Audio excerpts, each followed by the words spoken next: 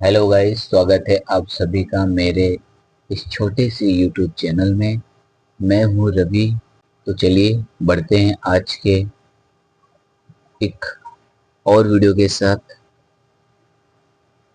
इस वीडियो को भी आप ज़्यादा से ज़्यादा प्यार देना।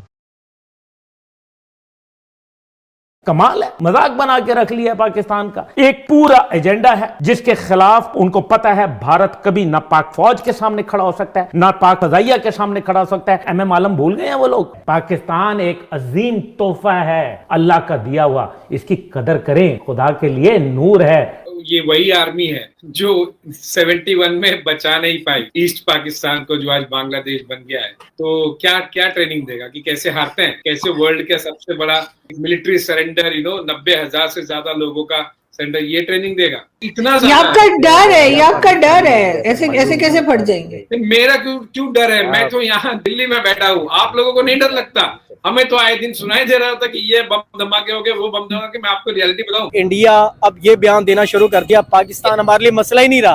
अब हमने जो तैयारी करनी है वो चाइना के लिए करनी है। आज उनको देख लेना, हम कट्ठे आजाद हुए हैं ना। ठीक है ना, वो लोग चांद पर पहुंचे हुए हैं। ठीक है, हम क्या समझते हैं कि दलदल में गिरे हुए हैं? वो एक जिंदा कौम है, ये हजूम है, ये कौम नहीं है। पिछले 35-40 साल से जो हमारा माइंडसेट डेवलप हो गया है ना बेटा, हम बुराई को बुराई समझते ही नहीं। करप्शन को हम समझते हैं कि ये हमारा राइट है। कई लोगों का कहना यह है कि जी पाकिस्तान जो है उसने तो सेकंड स्ट्राइक कैपेबिलिटी चाइनीज से मांगी है और उसके बदले में पाकिस्तान जो है वो ग्वादर पोर्ट जो है चाइनीज को अपनी मिलिट्री बेस बनाने में देगा। इंडियन आर्मी जिस तरीके से मॉडर्नाइजेशन का इस्तेमाल कर अपनी मिलिट्री को स्ट्रॉन्ग कर रही है, उसे देखकर पाकिस्तान को काफी डर लग रहा है। यही वजह है कि पाकिस्तान ने चीन से न्यूक्लियर सबमरीन की डिमांड रखी है। खुफिया रिपोर्ट की माने तो पाकिस्तान और बांग्लादेश भारत को सबक सिखाना चाहता है, जिस वजह से बांग्लादेश आर्मी पाकिस्तानी फौज से ट्रेनिंग ले रही है। लेकिन इसमें सबसे बड़ी समस्या तब खड़ी हुई जब पाकिस्तान को यह समझ में आ चुका कि वो भारत से नहीं लड़ सकता, क्योंकि जो हथियार पाकिस्तान के पास है उसे भारत 2 मिनट में नष्ट कर देगा। पाकिस्तान ने जब बैलिस्टिक मिसाइल परीक्षण करने की कोशिश की तो अमेरिका ने 4 पाकिस्तान की कंपनीज पर पाबंदी लगा दी। अमेरिकन सैंक्शंस के डर के मारे पाकिस्तान ने न्यूक्लियर प्रोग्राम बंद कर दिया, लेकिन उसके बावजूद भी पाकिस्तान खुलेआम भारत को धमकी देता है कि इंडियन आर्मी की टांगे कांपती है पाकिस्तानी फौज को देखकर।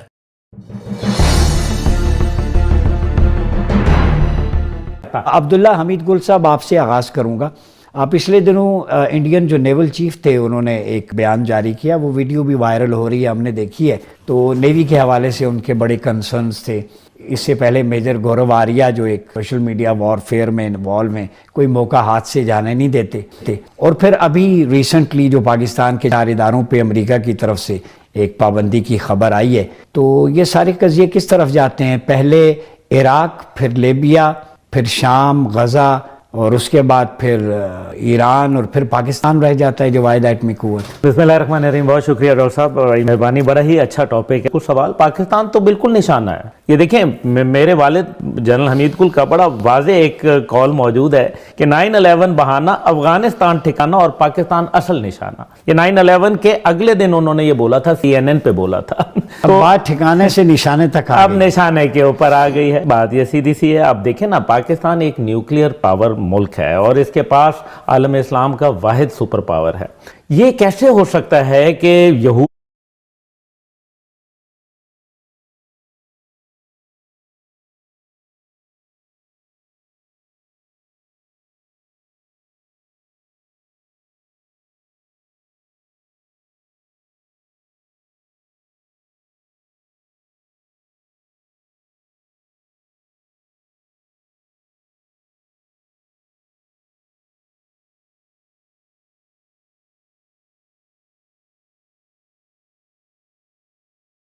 हूद और हनूद जो हैं, जो कि बाकायदा उनको पता है कि उनकी तो प्रोफेसीज में बताया गया है कि एक आग की दीवार होगी और वो आग की दीवार तो पाकिस्तान खड़ा कर सकता है, इसमें तो कोई शक व शुबा नहीं। जब दुनिया ने देखा कि इनको बाहर से नहीं कुछ कहा जा सकता, तो अंदरूनी तौर पर पाकिस्तान के खिलाफ और पाकिस्तान की फोर्सेज के खिलाफ साजिशें बुनना शुरू हो गए। एक तो मैं पिछले दिनों एक वीलॉग किया तो गज़वा हिंद पे अहादीस बुखारी, मुस्लिम, नसाई, अबी दाऊद, इब्न माजा कोट करके रेलेवेंस था शाम और टारगेट पाकिस्तान। तो कई दोस्तों ने मुझसे कहा यार आप कासा लेसी, मैंने कहा कासा लेसी बहुत छोटी बात है।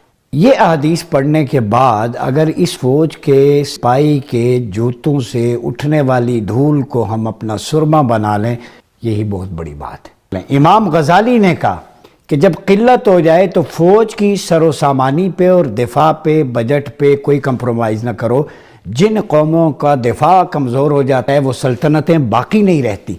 2 हवाले दिए, 3 कुरान, हदीस, सैयदना उमर और इमाम गजाली। क्यों हमारे ये लोग ये चीज़ें जो किताबों में हैं सुनने पढ़ने के बावजूद, क्या कम इल्मी है कि हम एक न्यूज़ प्रोपेगेशन में बहे जा रहे हैं और फौज के खिलाफ प्रोपेगेशन? ये भी एक वॉर है ना, वॉर टेक्निक। खलीज हायल करो फौज और अवाम के दरमियान, फिर उसके बाद हमलावर। आप मुझे बताएं कि ये सिर्फ आपका क्या ख्याल है, ये एक नेवल अफसर है, ये जहादी हैं भाई। आप देखें कुरान के जो है वो बात कर रहे हैं, हवाले वहां से दे रहे हैं। ये रिटायर होते हैं तो गाजी और जंग में होते हैं तो शहीद। ये बड़े मुझे यकीन करें, मैं रोंगटे खड़े हो गए। हाँ। वो जब कुरानिक वर्सेस के हिस्ट्री की बात है ना, आप हमें फख्र होता है कि हरे ऑफिसर्स जो है आप मुझे बताएं कोई कल्चर से, आइडियोलॉजी से कितना कनेक्ट। आप मुझे बताएं कोई आपको अमेरिकन अफसर जिसने जो है वो बाइबल से कोट कर रहा हूं, आप मुझे बताएं कोई आपको यूरोपियन किसी का मिला है, आप मुझे बताएं भारत का कोई जो है वो अपने रामायण से बात कर रहा है। तो यही है ना गज़वा हिंद। हाँ, ये खास है तरकीब में कौम रसूल हाशमी। वो काफिर है तो करता है शमशीर पे भरोसा, और मोमिन है तो बेतेग भी लड़ता है सिपाही। ये है वो मोमिन जो बेतेग सिपाही लड़ रहे हैं। मुझे पता है पाकिस्तान नेवी की कैपेबिलिटी क्या है और क्या थी। बिल्कुल सही कह रहे हैं, बेसरो समानी के आलम में पुराने जहाज, कितनी मेहनत इन लोगों ने की।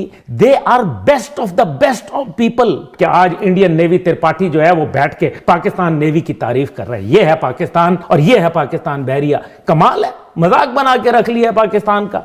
एक पूरा एजेंडा है जिसके खिलाफ उनको पता है भारत कभी ना पाक फौज के सामने खड़ा हो सकता है, ना पाक फजाइया के सामने खड़ा हो सकता है। एमएम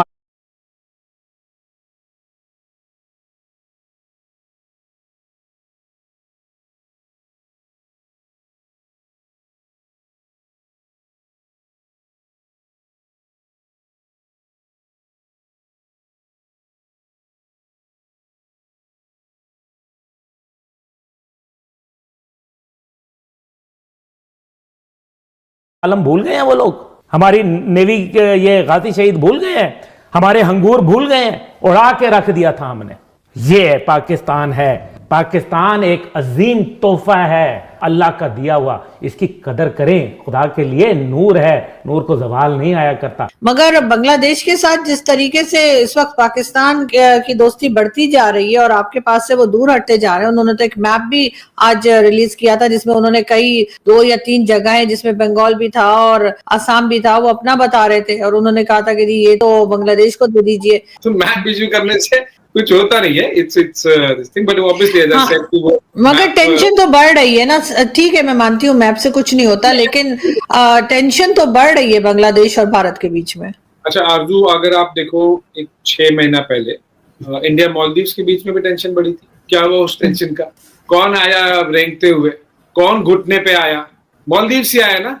सही, अभी आए ना उनके लीडरशिप, दिल्ली अभी पिछले महीने आके गए, सब जो भी था पैकेजेस जिस लेके चले गए। अच्छा, 1-1.5 साल पहले, 3 साल पहले नेपाल के साथ टेंशन बढ़ रही थी। ऐसे ही वही मैप वो इशू कर रहे थे, लिपुलेख और छोटे छोटे डिस्ट्रिक्ट नेपाल के हैं, उन्होंने नो नोटिस कर दिया। कौन आया रेंगते हुए? क्या हुआ उस टेंशन का?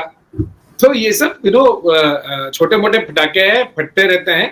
बांग्लादेशी आवाम को समझना पड़ेगा, इस तरह के एपिसोड है एक्सटर्नल फैक्टर्स से प्राइमरीली ड्रिवन बाय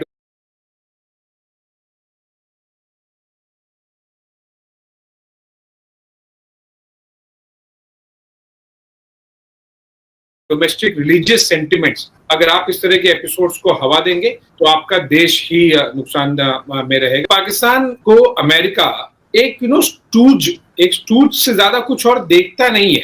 तो बहुत ज्यादा उनके लिए कोई बहुत अहमियत है नहीं, बस जियोपॉलिटिकली एक जगह मिल जाए जहां पर उन्हें कुछ लैंड कराना है, कभी कुछ ऑपरेशन करना है अफगानिस्तान पॉइंट ऑफ व्यू या फिर कुछ और रीजन के पॉइंट ऑफ व्यू, तो फिर पाकिस्तान में एक बेस मिल जाएगा, पता है कि कुछ डॉलर फेंकेंगे तो उनके एयर बेसेस खुल जाएंगे, ये सब हो जाएगा। सो अब इट्स अ हार्श रियलिटी, आपको शायद बुरा लगे लेकिन आपको भी पता है कि रियलिटी में तो यही है। आप कब आया, अच्छा ये बताइए, आपके देश की इतनी हालत खराब है, अमेरिका ने आके आपको हेल्प कर दी क्या? नहीं देखिए, वो वर्ल्ड बैंक और IMF तो हम जाते ही रहते हैं, अभी तक पैसे मिले ना जब तक आप ओसामा बिन लादेन को ढूंढने का आपकी आर्मी नाटक कर रही थी। आप मुझे वो 5 कंट्री गिना दीजिए जो रिलीजन एस्पेक्ट को छोड़ के पाकिस्तान के साथ